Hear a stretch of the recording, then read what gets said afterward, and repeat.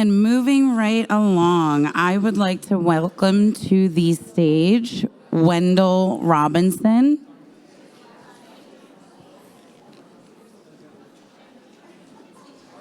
Great. How are you? Thank you.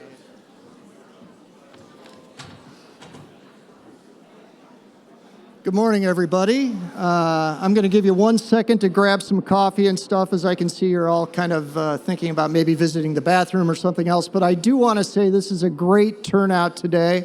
Want to congratulate the staff from Team Neo for the great work of getting you all in here. I think we have some incredible stuff to share.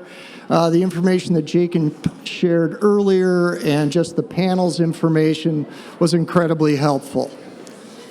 So let's get started. Today, as we work to align opportunities in our region, discussing what we have for those already here and what we can offer to entice others to come, I cannot think of a better person to help us connect the dots today than Nick Barlage. In 2019, Nick assumed his current role as CEO of the Cleveland Cavaliers, Rocket Mortgage Fieldhouse, and Rock Entertainment Group. Beyond Nick's immediate responsibilities, he also serves as the senior-most leader on the ground here for Dan Gilbert's family of companies, which in Cleveland includes our local Rocket Mortgage offices and the Cleveland operations for Bedrock, which is our real estate development firm. And under the Cavs umbrella, we also have our American Hockey League Lake Erie Monsters, as well as our NBA G League team, The Charge. Now, in addition to his many responsibilities with the family of companies, Nick also serves on many local boards, including the Greater Cleveland Sports Commission, the American Red Cross, the Rock and Roll Hall of Fame, the Greater Cleveland Partnership, Boys and Girls Clubs of Northeast Ohio, just to name a few. Nick and his wife, Tracy, live with their two daughters, Brooklyn and Kennedy, in Shaker. Now, when I think of Nick, 3 words immediately come to mind for me: energy, emphasis, and excellence.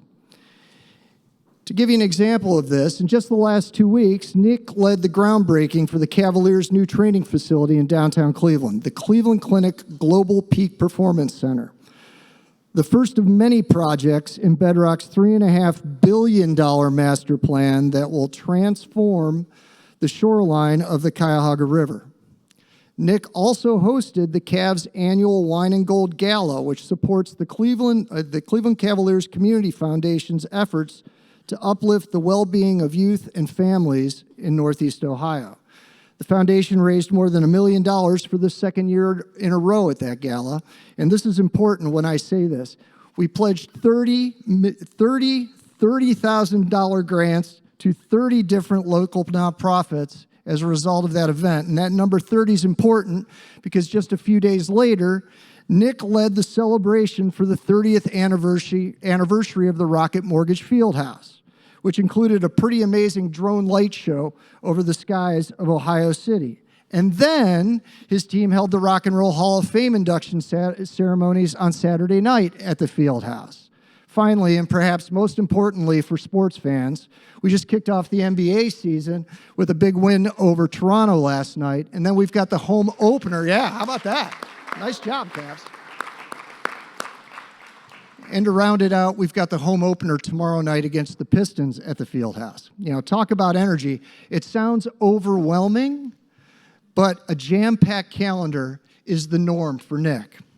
But it's not energy that just matters to Nick. He's also a stickler for the details. As someone who leads a team devoted to ensuring everyone has a good time, Nick emphasizes the little things with his team to make sure nothing falls through the cracks.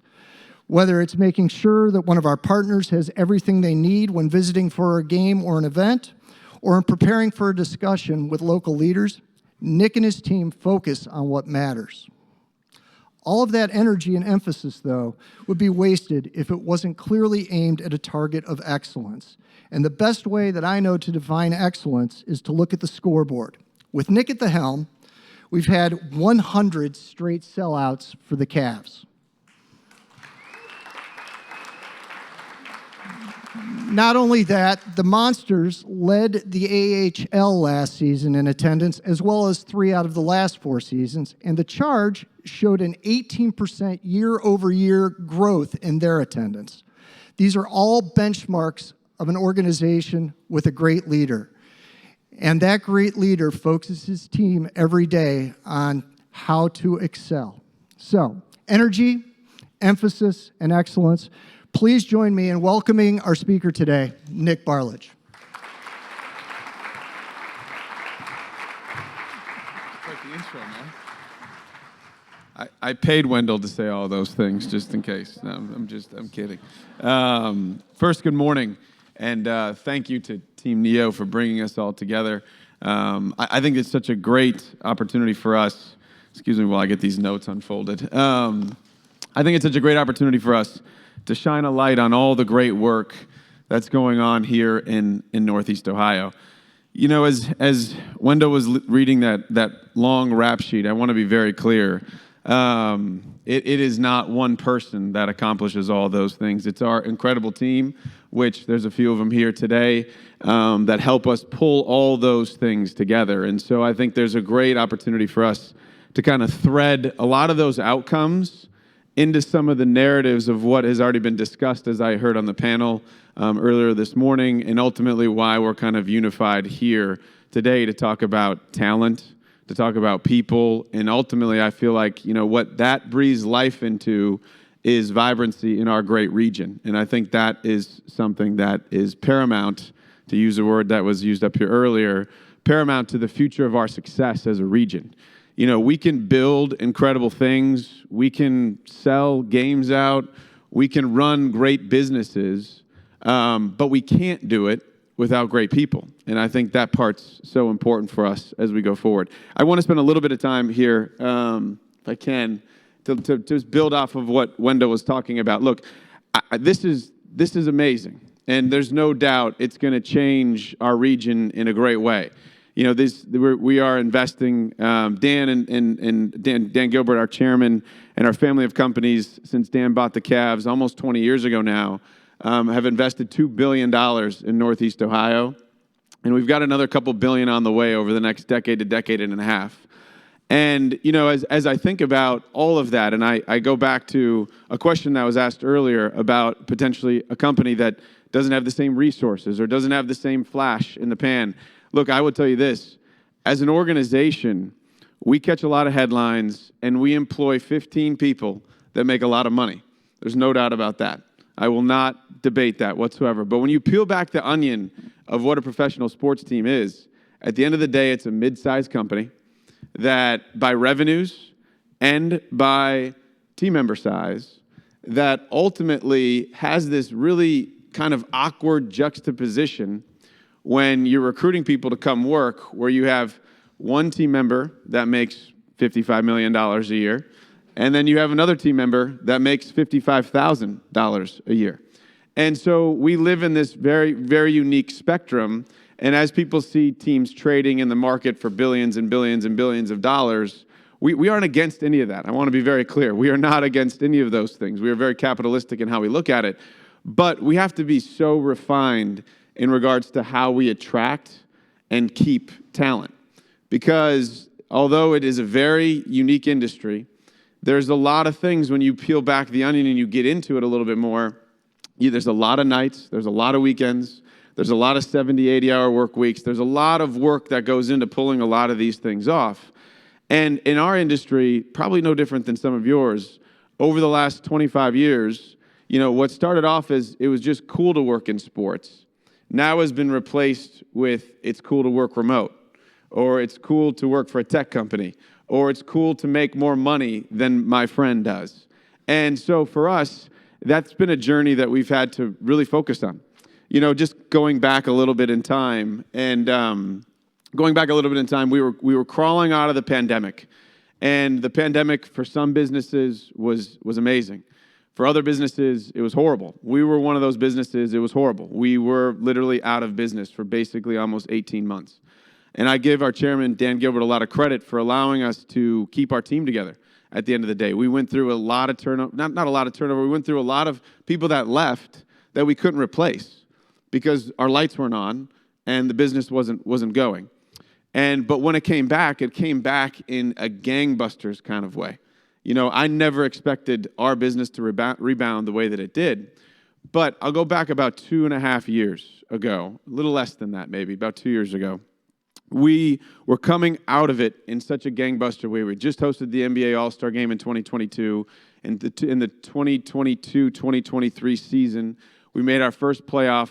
Appearance without a guy from Akron, which was a big accomplishment for us. I want to be clear, we're very grateful for that guy from Akron. But it was a seminal moment for our franchise. But there was a point in time where it just didn't. People were tired. They were tired. We had climbed out of this thing, and it took a lot of blood, sweat, and tears to be able to do it behind the scenes. And so we dug deep. And one of the things I'm most proud of is, from a company's perspective, is when things were really good. We were pretty successful. We had started our sellout streak. We were seeing a lot of growth in the business. We kind of pushed pause for a second, and we said, the DNA of our culture, it's not sustainable. And so what we did over a 4-month period of time was we went on a robust listening tour. I sat in every single one of the listening tour sessions. We also went through and we did a bunch of market research. And we studied everything from compensation to cultural identifiers to what our team members wanted and everything in between in that spectrum. And I have to tell you, there was some very profound findings. Our research led us to a couple of things. 68% of our workforce is under the age of 35. And if you go to the age of 40, it's even lighter than that. And by the way, I'm not talking about the players. I'm talking about the people behind the scenes, just to be clear. And so what we realized as we started to study that demographic of team member that was coming out of college, early entry, as we were looking at what was important to them, it wasn't as much compensation anymore. It was, do they work for a purpose-driven organization? Does the experience that they're going through, does it have a diversity of experiences, one? And is it developing them as a human being, two?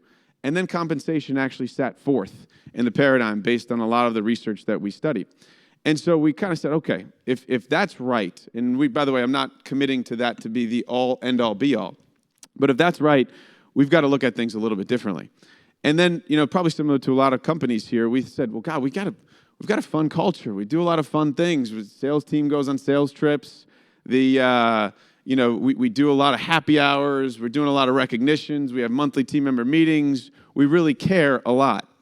But what I quickly, as we were starting going through the listening tours, what I quickly realized, which we thought was so organized and was so strong and so vibrant, was actually unorganized. And as it was meeting the end user, there was no real information that was getting to them in a connected way. And so we said, God, we've got to be better with this. And so what we did as we went through it, one, we obviously enhanced our benefits in a big way, but we took a different position. We said, look, there's 3 components of a team member's experience with us. There's what we pay them, there's the benefits that they receive, and then there's everything else. And the everything else in our world is actually pretty decent. They have tickets to games, they have time off, they have a bunch of different things that we think, but we weren't combining those in a platform that actually created a value proposition for our team members. And so we overhauled how we articulate all of those things. And it sounds simple, but sometimes the little things unlock the big things when you think about keeping talent. And I'll get to attracting talent here in a second. But in keeping talent, we rebranded our entire benefits platform. Now we talk about our holistic team member value proposition. We no longer talk about your health benefits or your 401k or your compensation. We talk about the holistic team member value proposition of working for Rock Entertainment Group. And that was an important step for us because what we're realizing is all these things we were doing so well, or we thought we were doing so well, were actually very disparate and they weren't connected. And they weren't ultimately meeting, once again, that end user or that $55,000 employee, which is very important to all of our businesses.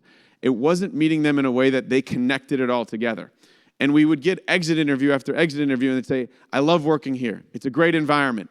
But, and it was always the but that kind of got me as we were going through it. And so we said, we need to stitch this whole thing together. And our listening tours they elicited some incredible feedback. Some feedback that's tough to hear sometimes, I'm not going to lie, but some feedback that ultimately made us better. And so we came back with a very strong and robust, holistic team member value proposition to ultimately keep our core, which we felt was so important. Since then, our turnover rates now are in single digits. They were in the high teens before we started this. And sometimes in our business, I'm sure like everybody else, success begets success. And so as you're having success, people start to come to recruit your people away. And the other thing we changed, and as opposed to fearing that, we embraced that. And we felt like that was a really important thing to have transparency to where our team members were in their own journeys at the end of the day. Because if we were missing, we wanted to know before they handed us a 2-week notice. We wanted to know what we could do to improve those things, and those were all a part of our listening tour. On top of a few other things I do want to mention, as we were going through, this entire process, DE&I was talked about up here. We had been on a DE&I journey for a couple of years prior to going through this experience 2 years ago. And a lot of it was led, we have Kevin Clayton, who's done an incredible job for our organization. But the thing I'm the most proud of was it became organically woven into who we are as an overall company. Because I agree with what was said earlier. You can focus on all these, either whether they're soft benefits, hard benefits, or an environment that's just a unique and dynamic environment to be in. But if the environment doesn't reflect who you're hiring, it becomes very hard to create the stickiness that I think Dr. Forbes talked about earlier. And so as we went through it, I said, I'm never going to pretend to know everything, and we definitely don't. But one of the things that was important to me was our workforce was lagging in representing our community. We were about 39% women and people of color. And so we said, look, we're not going to fix this overnight unless we fire 60% of our team and then we hire 60% new again, which wasn't going to happen. And so we set out on a journey over a 5-year period of time to ultimately align some of those benchmarks that were important. And we created a DE&I scorecard. And our DE&I scorecard is something that I'm very proud of. It is a measurement tool at the end of the day. It's a measurement tool that tracks training and education. So how do we train and educate internally our team members? And it's not just about diversity, equity, and inclusion. We've done Inside My World trainings. We've done DISC self-assessments. We have done some DE&I training in there as well, workplace respect in the workplace. So it isn't just one singular aspect of training. We also focus on supplier diversity, like I'm sure a lot of you do. Set goals, live to those goals, overachieve on those goals, and make sure we reward around those goals. We want to make sure we have representation in the community. So it's important for us as we're out hiring new people that 2/3 of our new hires are either women or people of color. There's no way we're going to catch this trend if we don't get ahead of it. And so that was very important to us. Marketplace initiatives, one of the things we were really bad at about 4 or 5 years ago, and we're probably still not perfect at it, we were horrible in the Hispanic community. And we heard it. They said, look, when we come to games, we don't feel embraced. And that was just one example. And so we had to, once again, kind of go through our own listening tour within these different demographics of the market. And then, which I think we've totally missed on this, was we also now have a marker for team member retention, which we weren't focused on. And so this scorecard comes together, it creates a score, and actually our senior leadership group, which Mike Conley's here, Kevin Clayton's here, and a few others, they actually have 15% of their bonus, which is tied to this scorecard every single year. And that was important from our perspective, not to be the first at anything and not to brag about anything, but ultimately to lead with initiatives we felt like drove the right behaviors, but did it in a way that, and I want to be careful here, but did it in a way that didn't make it a rule. It didn't make it an obligation. It didn't make it something that people got kind of hit over the head with. It was carefully woven into how we can authentically bring our best foot forward for our team at the end of the day. And so, we as we exited this listening tour, we entered into another phase of kind of crazy chaos. But before we did, we have, and I'm sure some of you may have heard, but we have, I want to make sure this comes up here. There we go. We have Dan's isms, which have always been the core of everything. I see some heads nodding. You've heard them before. Dan's isms are always going to be the foundation of our family of companies. But as we were going through this listening tour, one of the things that I was obsessed with was when a team member is at Giant Eagle and somebody asks them what they do for a living, and they tell them that they work for the Cleveland Cavaliers or the Cleveland Monsters or the Cleveland Charge or any one of our properties, and somebody says, "Oh, that sounds like a fun job. How is it?" We didn't have cultural identifiers or values that they could just quickly source to. And I think as we look at all of our team members are ambassadors of our brands, of our teams, and of the work that we do.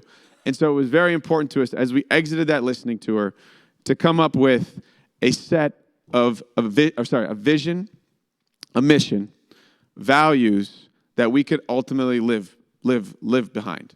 And so you can see those up here. And then obviously you have the isms, which are at the bottom, they're not the bottom, I want to be clear. They're the foundation of everything that we do. But it was very important to us that we ultimately created an identity to our culture. That identity was missing for a long, long, long time. And that's when I talk about some of these things that were just unorganized. And so I think as you think about all of your businesses, which there's some incredible ones in this room, and we're partners with many of you, think about how organized things are. Think about how they're branded. Think about how they're communicated. And don't think about it from your perspective. Think about it from the team member that's worked for you for 2 or 3 years, that is probably working their way through their very first job or one of their very first jobs. Think about how it meets them where they are. And I do not sit up here and preach like we are perfect, because we are not. We have many imperfections. But there's been many things that Dan has kind of seared into my mind over the years. But a long time ago, when I first worked for the team, we were having a conversation about culture. And he mentioned to me, he said, Nick, culture is burdensome, but you also have to be relentless in how you pursue the growth and the evolution of your culture. And that's always sat with me. And what that tells me is a couple things. It's hard. It's not easy. But it's ultimately something, if we stay committed to it over time, it's going to continue to grow. And I'll give you one other story. I came back to the team 7 years ago this month, and I was sitting in the field house, was having a meeting, an introductory meeting with one of our senior leaders, and he said to me, when's the culture going to be great? And I was like, hold on. I said, I'll leave his name out of it, but their name out of it, sorry. I said, hold on. I'm 60 days in, and you're asking me when the culture is going to be great. I didn't think the culture was that bad, first of all, for 60 days in. I'm still in the honeymoon phase. And second of all, I said, it's really hard for me to answer that question. So 6 months went by, and we sat back down again, and I said, you remember that question you asked me in December, after I was about 60 days in? You asked when the culture was going to be great again? And they said, yeah. And I said, there's no finish line. So I can't tell you if the culture will ever be great. But what I will tell you is that we'll be relentless in how we pursue it. We will listen, we will learn, and we will get better every single day. But if we put a finish line to culture and the environment that we curate for our team members, we automatically start regressing that day. And we both agreed that that was probably the right approach as we talked it through. And so, fast forward, and I feel like every business does this. You get head down on some really big projects. You get head down on some really big initiatives. And so as we exited this listening tour, I kind of did it a waiting to exhale moment where I said, okay, we've got a vision, mission, values. We've got, we're aligned with the isms. We've got a lot of great things going on. We overhauled our entire team member value proposition. We stitched a bunch of different things together. And we're organized. We're good. We're ready to go. Well, we went head down on a couple of these big projects. We announced the sports network this summer, and we broke ground on this amazing facility. And I was coming up for air after our playoff run this last year, and it was about 2 years to the day almost that we started our previous listening tour. And I quickly was starting to hear a lot of the same things we heard 2 years ago, which was we had so many new team members that we've hired. Our company's grown about 25% over the last 3 or 4 years. But they were different nodes of feedback. And I'll go to the next one here. There were different nodes of feedback. There were nodes of feedback that represented, I would say, maturity and evolution as a company. And I was proud of those nodes of feedback, but they were still nodes of feedback that we had to pay attention to. And some of the things we noticed as we dug in, was we had fixed kind of what I call the layups and the free throws of our business. But we were at a place where now we needed to diversify. We needed to become more complex. We needed to have a little bit more of a layered approach for our team members because we were starting to gain some real continuity and some real momentum. And so as we went through the listening tour, what stood out to me, which stood out like kind of like a red herring, was we had a bunch of people that now really wanted to be there, but they needed a development path, as Jennifer was talking about earlier, or they needed something to sink their teeth into that could start to develop them maybe before they were ready for that development path. And then the other thing was we had grown so much so quickly, they just didn't know, they didn't know thy neighbor. They didn't know what somebody else did down the hallway. And so it was, and look, I would say this, we don't have offices. I don't have an office. None of our senior leaders have an office. We are a very wide open, connected office space. But the physical nature of things I've learned are significantly different than the mental and the psychological things that people go through and they experience. And so as we came out of that recent listening tour here in July and August, a couple of things came out. One, there's no more waiting for the next listening tour. We're going to do it every month. We're going to do it every quarter. We're going to do it multiple times a year because we can't slip into this regression mode of thinking. Two, we've now adopted 5 different training verticals that I'm very proud of coming out of it. We have one, which is obviously onboarding, just that's kind of 101. But 2, we have what we call the fundamentals of REG, which is what do you do, and what do you do, and what do you do, and what do they do, and what does this business unit focus on? Because believe it or not, we are finding out that if we hired somebody for a sales position or for a marketing position or for even a finance position or a people and culture position, they didn't know what the 5th floor was doing, and the 5th floor didn't know what the 6th floor was doing. And so that was very important to us. We then developed an Inspire training vertical, which is basically people that are high performers that want to get into management and leadership. You know, so often in times, and I'm sure a lot of you have observed this as well, and I've observed this for 15 years. I'm surprised it took me this long to figure it out. But you have all these people that are high performers, and they get promoted into leadership positions because they're subject matter experts, not because they're good leaders or managers of people. And that is a significantly different skill set. And so we just had our first cohort of Aspire trainees start actually 2 days ago. It's a 6-month program and something we're very excited about. We also do what we call leader-to-leader training, which is train the trainer type stuff.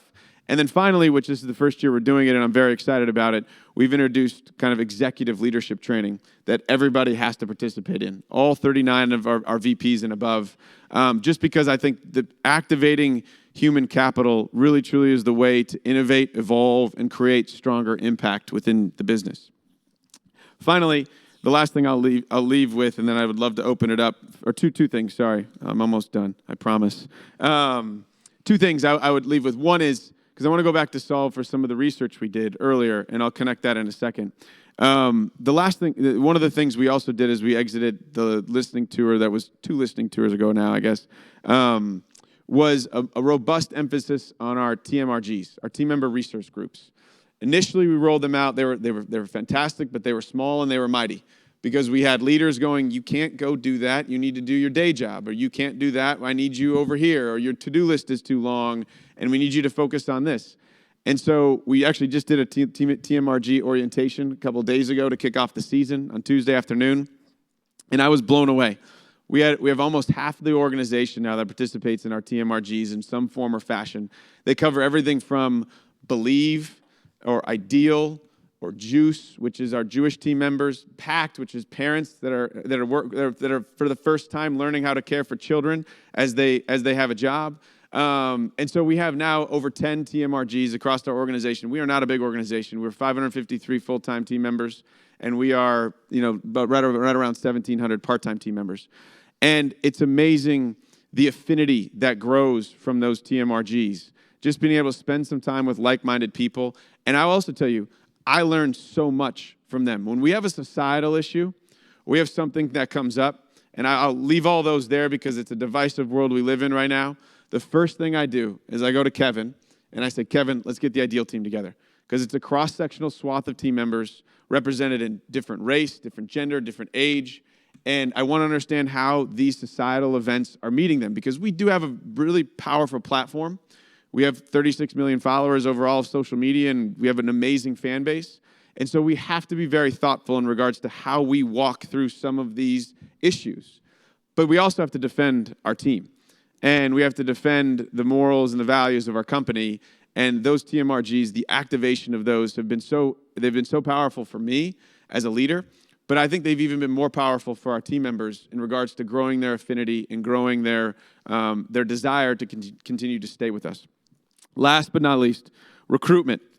Look, I can remember days and times when we were recruiting people to Northeast Ohio, and it was like, yeah, Nick, but it's Cleveland.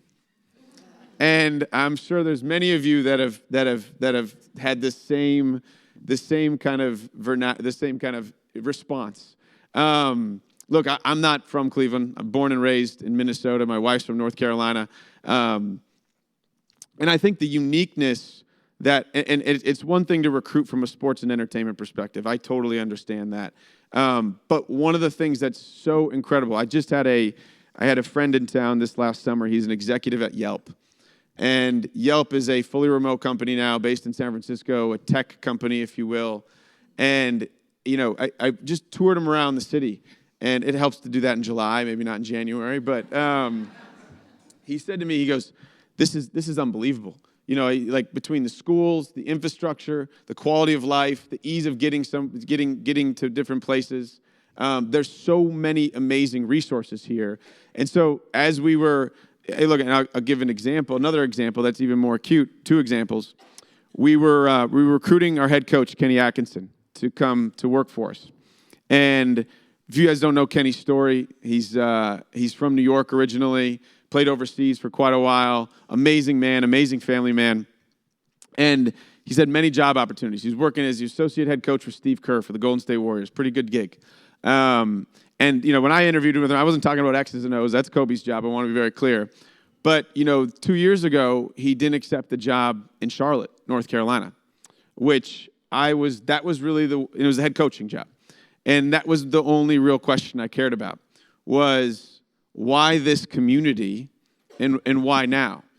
And his response, I felt like, gave me so much confidence in how far we've come and how much further we're going to go. But he said, Nick, he goes, this is a great Midwestern city. I've got 2 kids that are in high school. I want to raise them the right way. I want to raise them with the right values. I want to raise them in the right fabric of the right community. I want to raise them in a place that people care about each other and they care about the teams that the community represents. And I want to be in a community that I feel like represents me. He's like, I was a gritty guy that had to grind my way through playing internationally, work my way up as a player development video coordinator, then assistant coach, and now as a head coach. And he goes, there's so many values that this community represents in me as a person. I can't think of a better place to be. And so, as I think about those things are powerful. Now, he wanted the job, let's be clear. But, as you start stitching some of those things together, that should give us all confidence that our best days are in front of us as a region.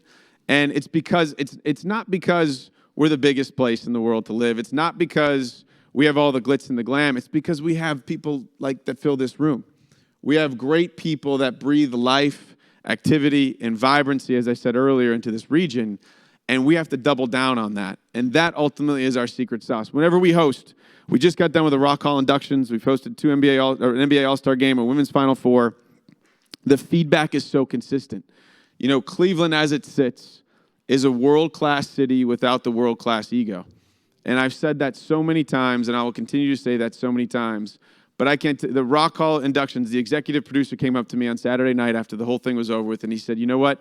We've been all over the country with this event. This is the best building we've ever hosted in." And he goes, "It's not because it's the newest. He goes, it's because of the people that help us and care about every detail."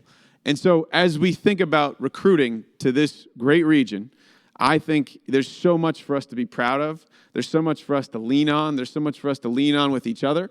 That it is ultimately going to it has already created and will create a bigger and bolder foundation for us as we go forward. And it's no longer, it's yeah, but Cleveland. It's hell yeah, it's Cleveland. I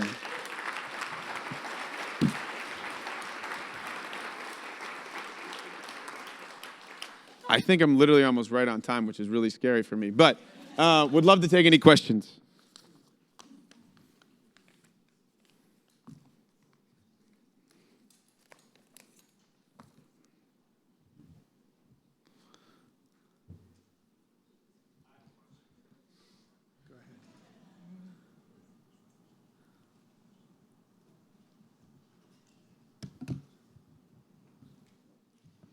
My name's Tony Gallo. I'm president of Lorain County Chamber of Commerce. I'm curious from the Cavs standpoint. I've been in the chamber world and economic development world for about 21 years. We work together. There's 14 counties here in Team NEO. In our neck of the woods, we've seen companies that have moved from one community. You can see where I'm going with this. One community in our comment. Yeah, one community in our county to another community. We've seen world-class companies like Eaton Corp move from downtown Cleveland into the old Figgy property. Will the Browns moving to Brook Park affect what goes on at Rocket Mortgage? Will it affect what goes on at Progressive Field? Will it affect downtown? I guess they're not moving to the Carolinas yet. I guess how do we balance this? Because in this world, and maybe we're too insular here, we're just glad that they're here. We're glad when companies stay here. We're glad when companies expand here. Is there a way for us to look at them leaving as an expansion, as a good thing in Northeast Ohio? I guess I'm just trying to write what is in my head that I hear every year when I come to these type of things for aligning opportunities. Is this an opportunity for Northeast Ohio? Yeah, look, I'm going to give you what we can control, okay? I do think, because you mentioned a couple of, just pillars in our community, Eaton, obviously the Browns, Progressive, I would put in that category as well. These are pillars of Northeast Ohio. Let's not mince words. They're very important to the community. I will tell you our thesis on this, and it's been borne out in Detroit, and it will be borne out in Cleveland, is that we feel like in the urban core of these mid-American cities, our best days are in front of us. Whether it's because of our access to natural resources, whether it's because of our access and mobility, quite frankly, of being, as Mayor Bibb would talk about, a 12-minute city. We also feel that there has been a long-standing kind of stereotype of us being a flyover, and we aren't thinking about that anymore. And so, look, every company has an independent choice that they can make, and we respect the independent choices of the companies that they make, but our choice is to double down. I mean, we're going to put $3.5 billion on that riverfront over the next 10 to 15 years. And by the way, that doesn't account the 3.5 acres we have directly across the street, which used to be the Nucleus project, and now we are coining as Rock Block. And so we feel like our best days are in front of us. And we think when you stitch together sports, entertainment, the 2.05 million fans the Progressive Field hosted this year, the 2 million fans that we host on an annual basis due to concerts and shows and Cavs and Monsters games, the almost 100,000 fans we'll put through Public Hall this year with the charge. You start to stitch those things together, you have momentum. And so with that momentum, it's about how do we build other assets that complement that. And so from our perspective, we're all in on downtown. We're all in on the urban core. We think a strong region starts at the heart of the region, which is in the urban core. That is our thesis, though. That thesis may not work for everybody. I want to be very clear. But our thesis is the thesis of if the heart is strong, the body will be strong. And the heart, when it comes to real estate development in a region, is in the downtown.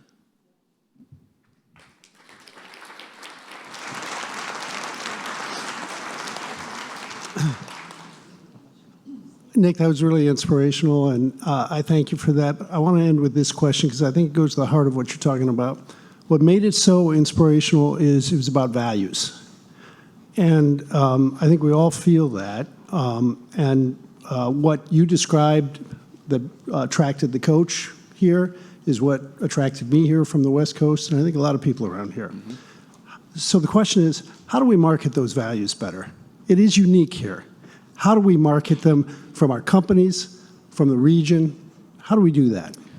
Look, I think it's a great question. I think it's a question that I've seen GCP do a great job with over the, if we were running a marketing campaign right now for them for 4 or 5 businesses in town, marketing companies like Park Place and Smuckers and others that people just don't know that necessarily call Northeast Ohio home.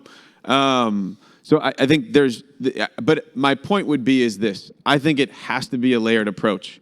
A billboard in Northeast Ohio about a Northeast Ohio company, we all know it. We feel it. We live it every day. It's how do we get it out and how do we cascade it across the country? And I think it's incumbent upon all of us to grab an inch of that story and tell that story every chance we get when we land in another city or when we do business in another state. And it's our objective, if we all grab that inch to tell that story, next thing you know, momentum starts to build. And as Dan would say, the inches become feet, the feet become miles.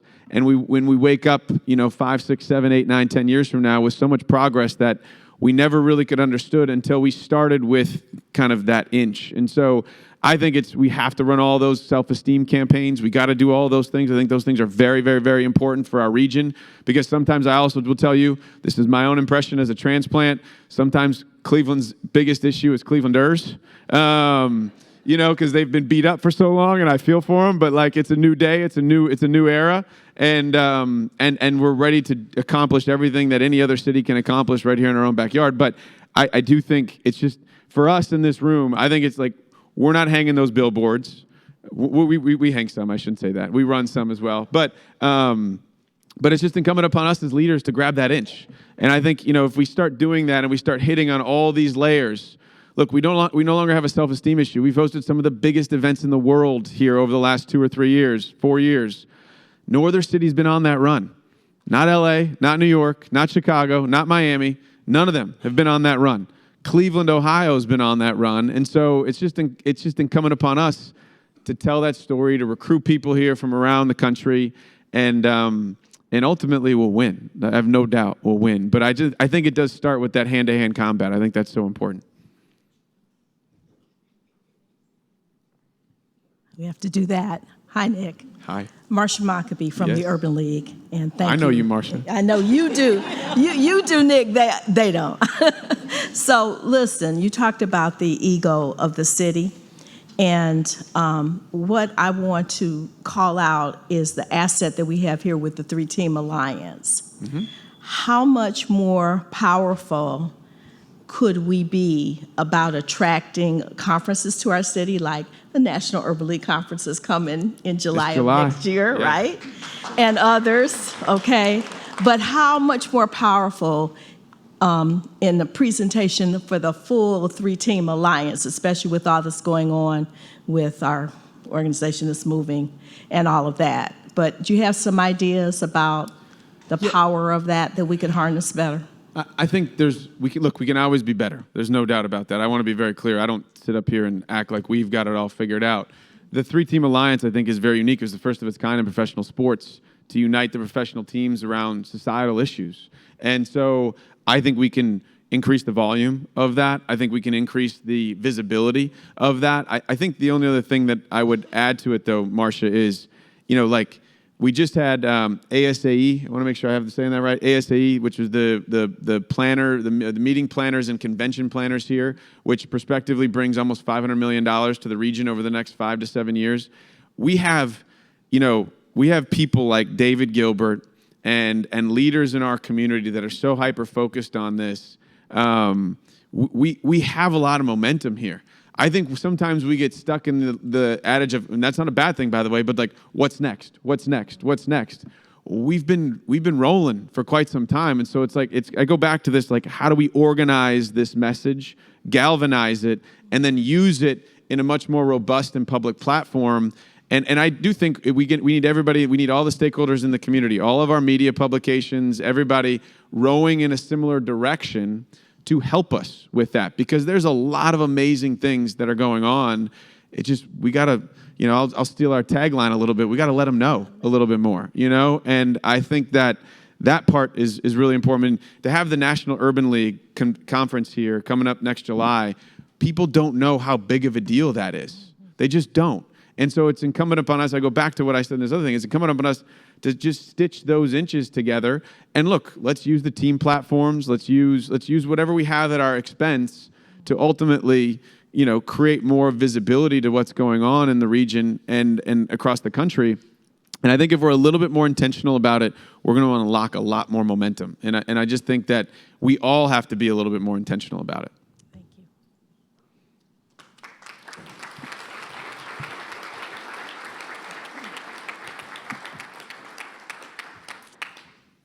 Good? All right. Well, look, thank you all so much. I really appreciate everybody's time. I appreciate just the opportunity of leaders of this magnitude coming together for the benefit of our community and our region. Let's stay on it. We've got a lot of great things in front of us. And as I said earlier, I truly believe this. Our best days are yet to come. Thank you so much.